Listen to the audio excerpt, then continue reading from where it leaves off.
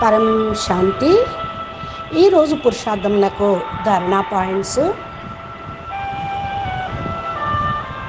ఏదన్నా ప్రాబ్లం వచ్చినప్పుడు పిల్లలు ఆలోచిస్తూ ఉంటారు,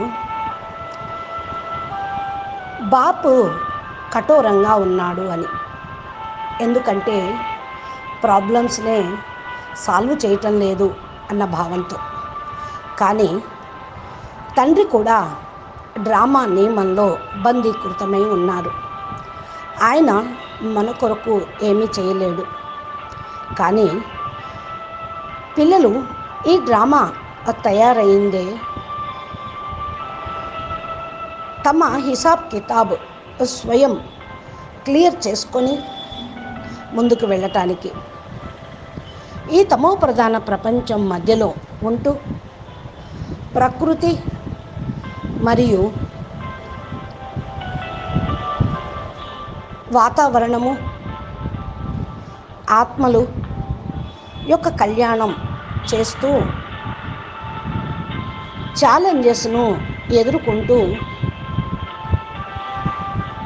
ప్రకృతి జీతుగా అవుట కోసం పిల్లలందరూ ప్రకృతిని ప్రేమగా, దయాభావంతో పరివర్తన చేయాలి. ఈ విధంగా విశ్వం యొక్క ఆత్మలందరూ కూడా స్వయం మీకు మీరే మీ లెక్కాచారంను క్లియర్ చేసుకోండి.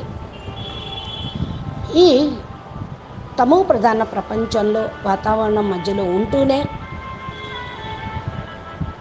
ఎలాంటి ఇంటర్ఫియర్ అనేది కాకండి. ఎందుకంటే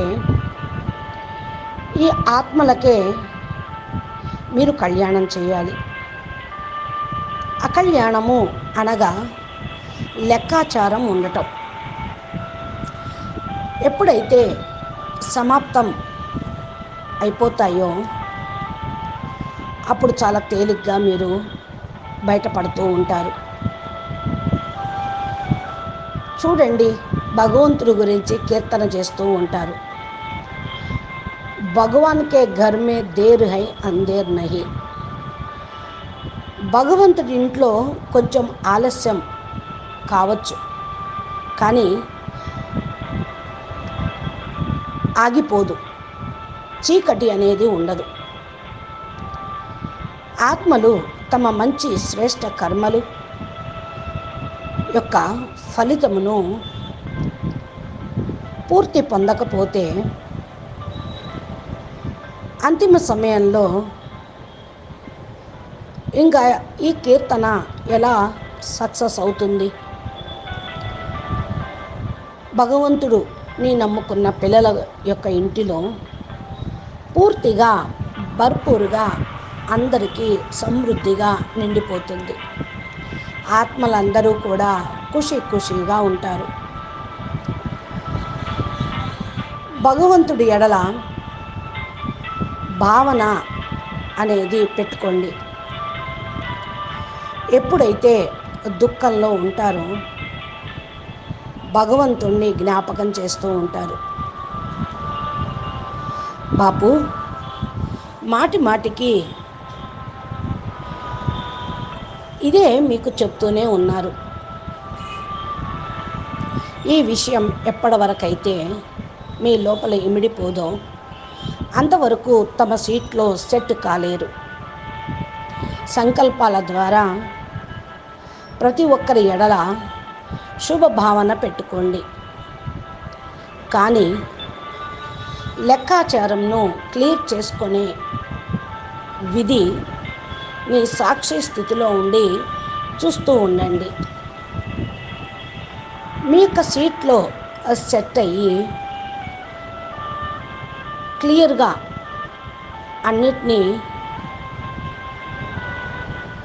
చేసుకుంటూ పురుషార్థంలో స్పీడ్గా వెళ్ళండి. ఇప్పుడు మీరు భయము కానీ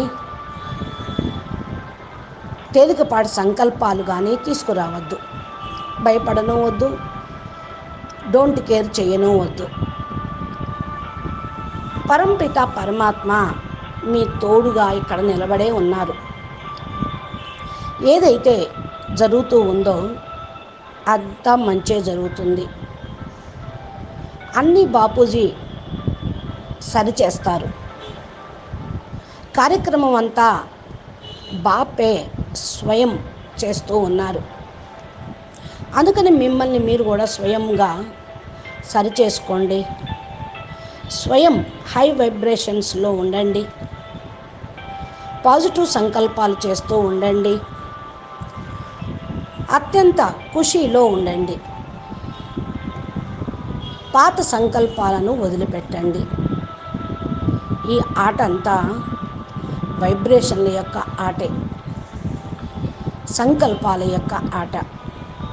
బస్ సంకల్పము ఉత్సాహ ఉల్లాసంతో సంతోషాన్ని నిండిపోయే విధంగా ఉండాలి. సంతోషంగా నిండినటువంటి ఆత్మలకు అంతా మంచే జరుగుతుంది. అందరికీ సంతోషాన్ని ఇవ్వగలుగుతారు. మీ యొక్క ఖుషియే ఆనందంలో పరివర్తన అయ్యేదే ఉంది. అచ్చా, పరమశాంతి. నమస్తే, ధన్యవాదాలు.